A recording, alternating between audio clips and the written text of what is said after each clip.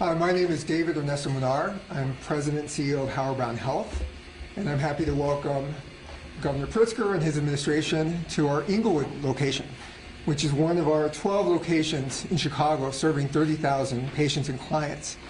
Howard Brown is Chicago's oldest and largest community health center focused on the LGBTQ community, and we have extensive experience fighting HIV/AIDS, experience that we've relied on to mobilize services related to the COVID pandemic.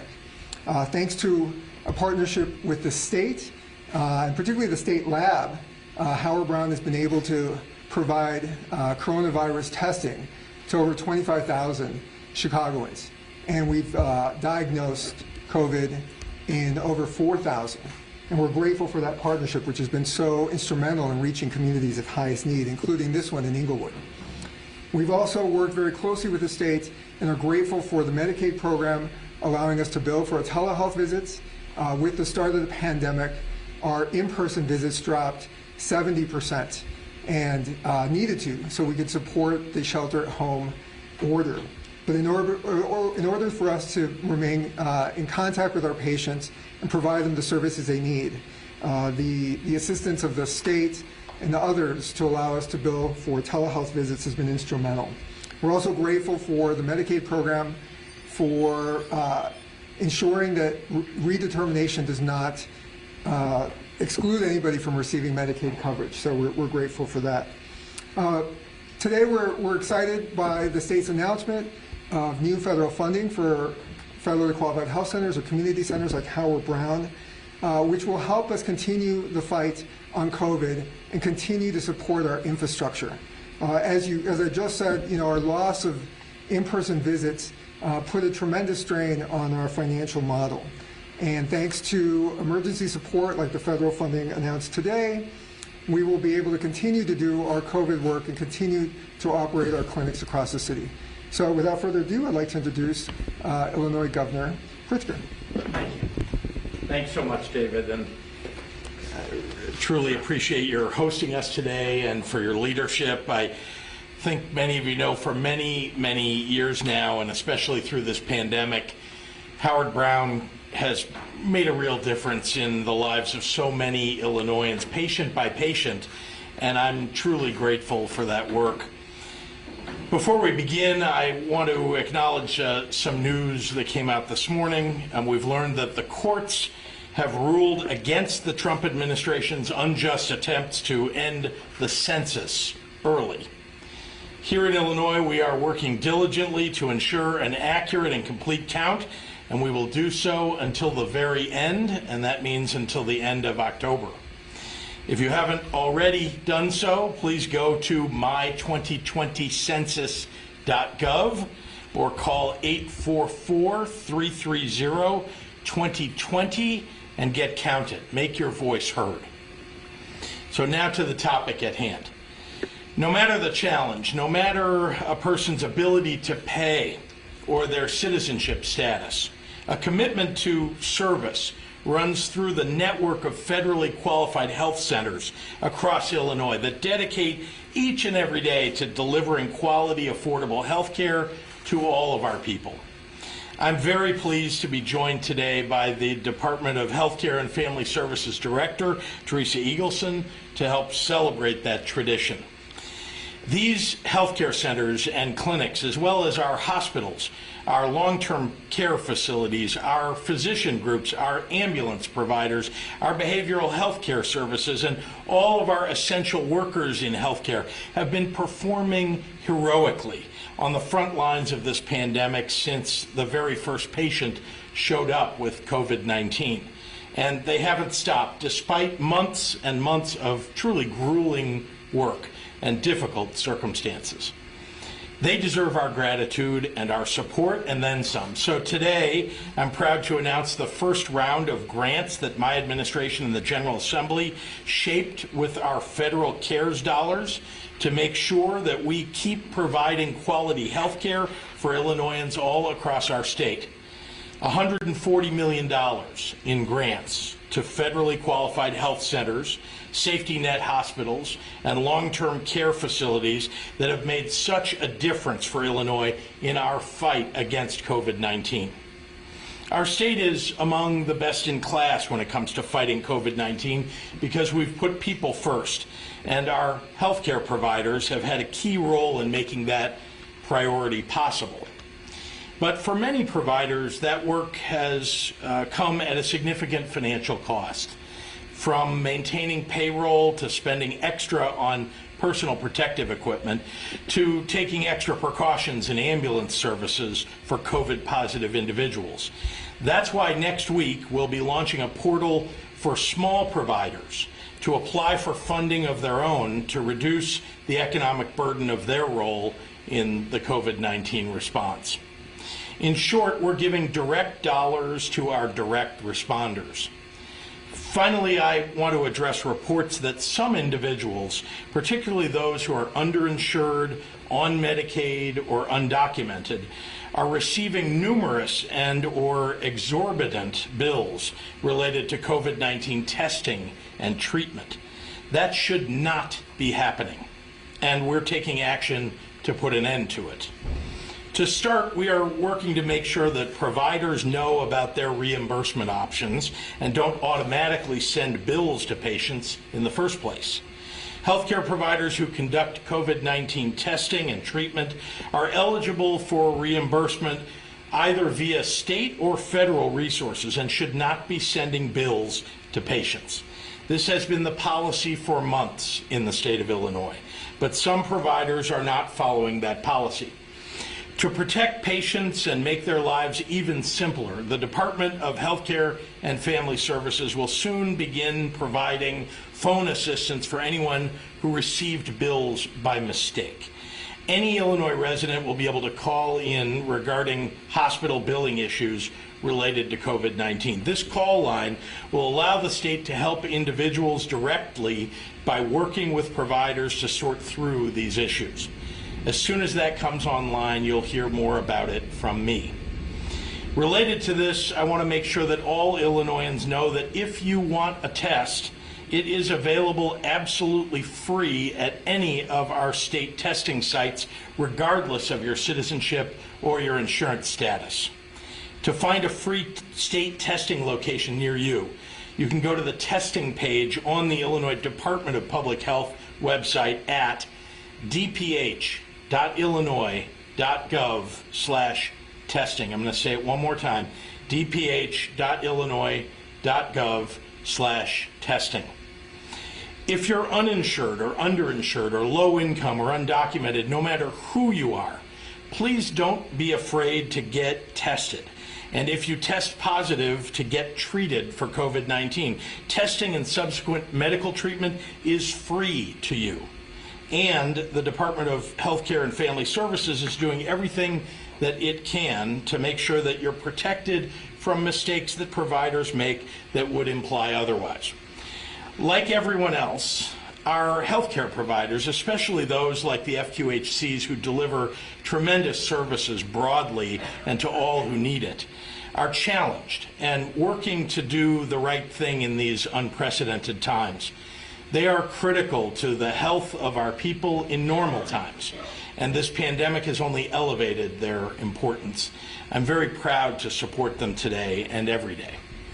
And with that, I'm proud to turn it over to our leader of the state's healthcare infrastructure, someone who is committed to seeing that all Illinoisans have healthcare available to them, and that's our HFS Director, Teresa Eagleson. Director.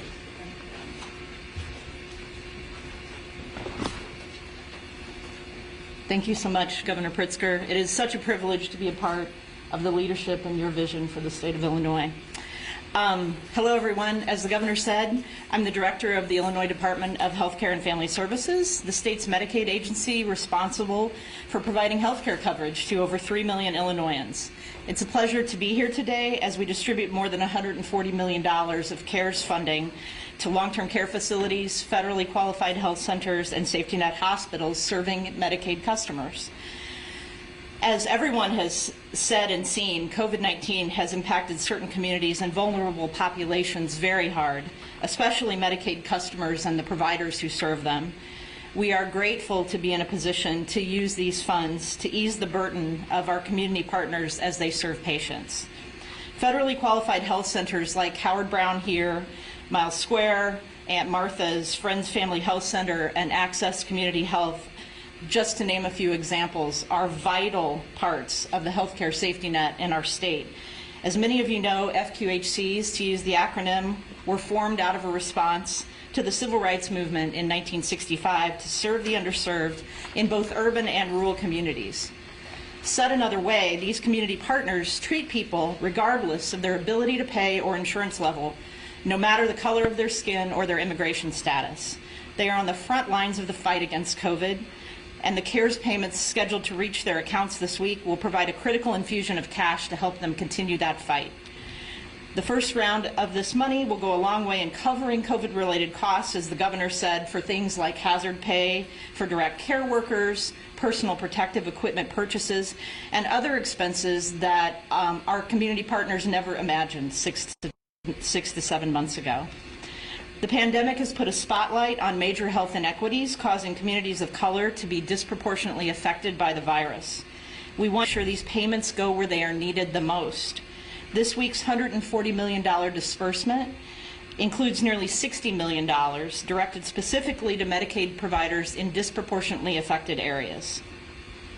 In addition to the payments released this week, next week we will launch an online portal for these providers and more to apply for additional funding.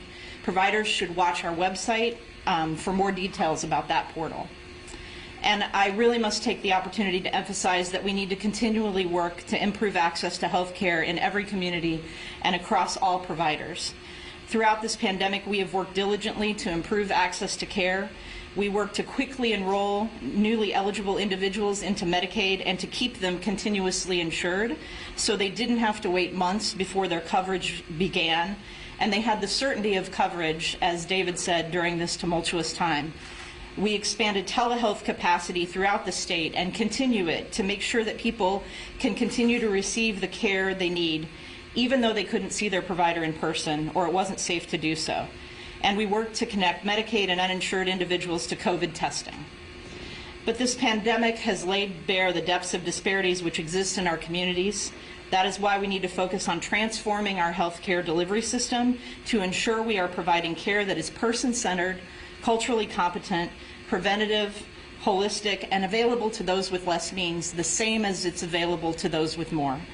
I look forward to working with the providers represented here today, as well as many more to achieve those goals. Before I go, I want to quickly thank the Healthcare and Family Services team for all their work during this pandemic, including working diligently to get these CARES payments distributed. There was no playbook, and we swiftly built a new system to not only ensure the federal accountability required for these funds, but also make sure that the money got to the places where it was needed most. With that, I thank you and invite the governor back to the podium. Thank you, Greg. Thanks, and happy to take questions from members of the media. Yes, sir. Just as far as timing is concerned, I mean, the CARES Act passed in May and it's September. It does seem to have taken a couple of months. I just didn't know why. Yeah, I mean, I'll invite the director back up, but remember that there are a lot of reporting requirements, there are a lot of laws in place that require us to spend the money in a certain way and to be accountable for that. But I'll ask the director just to speak directly to the $140 million. Absolutely, as the governor said, and we could share a model contract with you for these grants. You have to spend the money on certain things. We only had so much money. We wanted to make sure we prioritized it in areas that were disproportionately affected, as I said. Okay. And we also had to do, we had to ensure federal requirements for like risk assessment of providers and things like that. So there was a lot of work to get through. Do you have a line item for where specifically the $140 million is going? Yes, there was an appropriate, there are 4 line items in our budget that there's certain ones for different provider types, and there are also breakouts for how much should be spent in certain areas of the state. Okay, I'm with a neighborhood outlet, right, maybe speak to you afterward about this, I'm trying to see for specific. Or my press secretary can provide you with the information, yeah. And let me just add one other thing, which is the CARES Act money was allocated in our budget, right? The budget that passed in May, over the quick 4 days that occurred here. So, people have asked, well, gee, how come all the CARES Act money hasn't been reported as having been spent? Well, the answer is it's in the budget, and it's being spent through the budget and through the end of the year, which is when that money is required to be spent by. Yes? Yesterday, Lieutenant Governor Juliana Stratton said that if Illinoisans don't pass the tax amendment, which you guys call the fair tax, then there's going to be a 20% increase on the flat tax rate. Does that seem like a threat to you? And is it just a way to bully people into voting for this? November 3rd? No, that's your characterization. Here's what I would tell you, and I've said this from the very beginning, that there are three choices that are facing the people of Illinois right now in order to deal with the structural deficit. That's putting aside the need for state and local funding from the federal government because of the failure of revenues because of COVID-19. We already had a structural deficit in Illinois you're aware of. And there are three choices that people have. It's either you're going to see a 20% increase, meaning a 1 full percentage point increase in order to cover that structural deficit. By the way, that structural deficit that was there under my predecessor, Republican Governor Bruce Rauner. Either that, or you're going to see a 15% cut in government, in our budget, which would significantly reduce education funding at the state level, significantly therefore increase property taxes in the state, and would reduce funding for our public safety, all of which we need to address. And then the third choice, if I may just finish my answer, the third choice is the third way, frankly, that we need to go, not the traditional routes. I agree with with people who understand the three, that we need to go another direction, and the best direction that we should go to deal with this is to make sure that we're asking those who are most able to step up to pay to do so. Those are the wealthiest in our state, and to give a tax cut to 97% of people in Illinois. And that's the direction that I think we ought to go, and that's what the Lieutenant Governor was talking about. The 20% is, I don't recall hearing that before, so you're saying she's absolutely right. Yeah, in fact, if you go back to, I did this, if you go back to the original articles, the day that I announced the plan for the amendment, I pointed this out, that because of the size of the structural deficit, that in order to cover that structural deficit, just the sheer amount of revenue that would be required to do that would mean, under a flat tax system, would mean that kind of an increase. And I do not think that that's the right way to go. Instead, I think the $3.6 billion that would come from the wealthiest 2.7 or 3% of people in the state of Illinois, and the tax break that would come with it for middle-class taxpayers and working-class taxpayers, that, I think, is a rational solution to our problems. Republican leaders say a graduated income tax is just going to open the door to future tax increases on Illinoisans. Can you respond to that? Yeah, let me first say that they've come up with no solutions. They only want to, attack anybody else's solutions. Fine, tell us what you're going to cut. Tell us what you're going to cut. Because they have not proposed anything. And that's what happened under the previous governor, by the way. He proposed no solutions. And remember that he put forward in his first budget essentially a budget that had about a $4 billion working together number that he didn't propose any solutions, just said, hey, we'll find $4 billion somewhere. Tell me what you're going to do, and then let's work together on those solutions. So I've tried to make government more efficient and have said that we have an unfair tax system, one that right now puts the burden on property taxpayers to pay for education, one that puts the burden on middle class and lower class and working class families, and that advantages the wealthiest people in the state. That's not fair. 41 other states have a system that's different than ours. They're doing better than we are. Now, they say the same thing, though. They say the same thing. They say tell us what they're gonna cut. They just had a press conference, at 10:30, Oh, well, they say they the haven't- Democrats aren't willing to cut anything. They haven't been listening because we've been doing it all along. You saw that, we negotiated a contract with the unions that cut about $750 million in total from the budget. That's something that Bruce Rauner never did, never was willing to sit down at the table because of the healthcare cost cuts that we were able to bring, enormous savings. That's just one item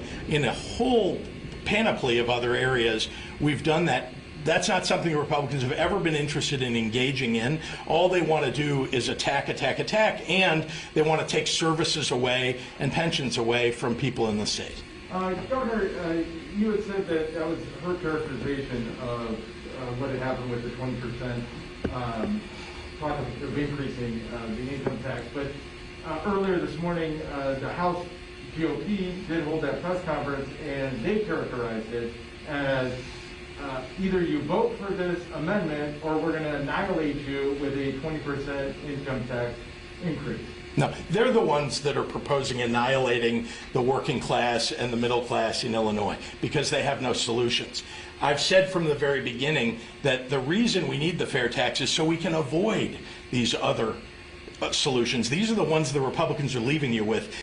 The idea that you're going to raise taxes on the middle class and working class, or that you're going to cut the education, public safety, health care, services that people really rely upon. I mean, the developmentally disabled, those line items would all be significantly cut if the Republicans had their way. I'm proposing something that will help us get past this problem, a problem that was in part created by them and that left us with 8 downgrades of our credit rating in the state of Illinois just over the previous governor's term. Can you give us an update on, you had asked your department chairs, I'm not sure if that's the right title, but you had asked everyone to give you, what are you going to cut if we don't get help from the feds by the end of the month? It's quickly approaching. Will that be made public, and where are you at with that, with those possible cuts? Well, they still have time to present those to us, but we're going to obviously look through all of that. We want to make sure that it's done in the right way. If we need to impose those, we will.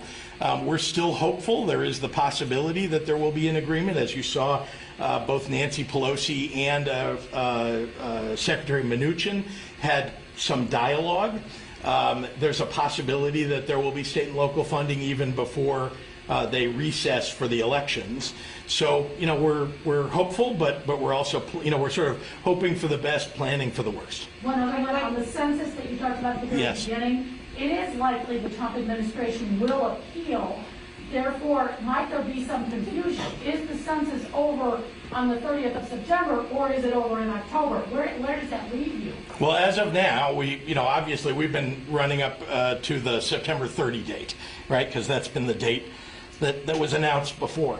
Now, there's been a court ruling just this morning, so our intention is to keep running all the way through October. Illinois is doing reasonably well. We're running number 2 among the top 10 most populous states in terms of our response rate, and we're number 7 overall. And that was something that I really aimed at. Once again, back to the question about how you balance the budget of the state of Illinois and how you make sure that we aren't running the deficits that were being run under my predecessor, getting more federal funding. We're one of the 10 giver states, right, where we get less money back from the federal government than we pay in federal taxes. Well, we should get our fair share from the federal government. Getting the census right is one important way to do that. So I just want to give you the history for a moment, if I may, if you cover this. When I came into office, my predecessor had done almost nothing to invest in the census count. So when I got into, and other states have been doing this for several years, building their complete count, getting ready for the census. So I immediately had to jump on it with the General Assembly, and we put in fact, the most amount of money per capita of any state to get the census right. And that's what's led us, in part, the hard work of all the people who've been doing it, but our investment, that's what's led us to be among the top. Well, we're 2nd among the big states and 7th in the country, and we're ahead of where we were in 2010 in terms of our response rate. Yes. I'll come back. Weiss this week has said that he's not committing to a peaceful transfer of power and that after the election. Can you summarize any discussions that your administration is having ahead of time in response to this? I'd like to, yeah, I have a lot of things I'd like to say about that. Well, the most important thing is that this is a president who doesn't even understand the fundamental institutions of democracy, does not understand what George Washington did when he handed over power, the first president to step aside peacefully for his successor, right? That is the standard that's been set for the nation for, 245 years. We ought to live up to that standard. And this president hasn't in any way, shape, or form, as president, lived up to the standards of previous presidents, even the ones that I've disagreed with wholeheartedly on policy. This man does not understand the importance of standing up for our basic institutions in this nation. And he should not be president after after January 20th. Well, let me go back to that question that I asked earlier, if you actually didn't respond to it. You just said, what are the Republicans going to cut? I mean, their big rallying cry is this amendment would open the door to future tax increases or giving you a blank check. Is this giving you a blank check? It's a lie. Tax increases? It's a lie. They've perpetuated a number of lies here. There is nothing different after this amendment other than that wealthier people can pay more and middle class and working class people can pay less. That is what this amendment does. That is it. They have tried to perpetuate a myth, and in fact, the big lie that this has anything to do with retirement taxes. Zero. It does not give any new powers to the legislature about taxation. The legislature, how many times over the course of the existence of an income tax in the state of Illinois has the legislature passed bills about the rates in Illinois? But they are confined to a flat tax rate, which is literally the most unfair way that you can impose an income tax. I want to make it fair for working class people in this state. That today working class people are subsidizing wealthy people in Illinois. We've got to make a change. But the average amount of middle class family is going to save is what, $65 to $50 a year? 97% of people in Illinois are going to get a break. And what are the Republicans proposing here? They're proposing nothing new, just heading in the same old direction. And I told you what that leads to. They're the ones who are going to end up imposing an enormous tax increase or a massive cut in education, which ultimately is going to cost you, if you own a home or you rent a home, you're going to pay a higher rental rate, or you're going to pay a higher rate of property taxes because of their inaction, and they have no solutions to come up with. All right, thank you, everyone. Let's take one more. Mary. Thank you. Mary. And I know we've talked about it all week, but can we just for one last time on the fall sports? Because Here's the map. there are still so many people out there. We put it to rest. Are your doctors at IDPH talking with IHSA and their doctors about somehow bringing back soccer, football, volleyball this fall and not waiting? There is not an ongoing discussion about that. We have talked in the past, and then of course we've put forward our frankly, these are the rules that doctors have put forward about high, medium, and low risk sports. So no, there's not any ongoing dialogue right now. And again, it is doctors and epidemiologists that are leading the way here. It's what I've done all along in this pandemic. I think it's one of the reasons we have one of the lowest positivity rates in the Midwest. And one of the lowest in the nation. Now, I will also say that if you look at the list of states that, and remember, we've allowed many, many sports. I want to be clear with people. We have a lot of fall sports that are being played. But if you look at just football, for example, many of the states that do not allow football today are the ones with the lowest positivity rates. Take a look at that.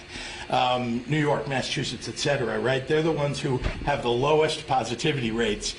So I think we should be striving to get to where they are. We're not anywhere near there, by the way. We need to get there, and obviously, we're all concerned to get people back on the field. Right now, they're able to practice, they're able to scrimmage, they're able to do a lot of things. They're not able to play regular tournaments, for example, or games. All right, thanks, Yeah, everyone. thank you. Thank you.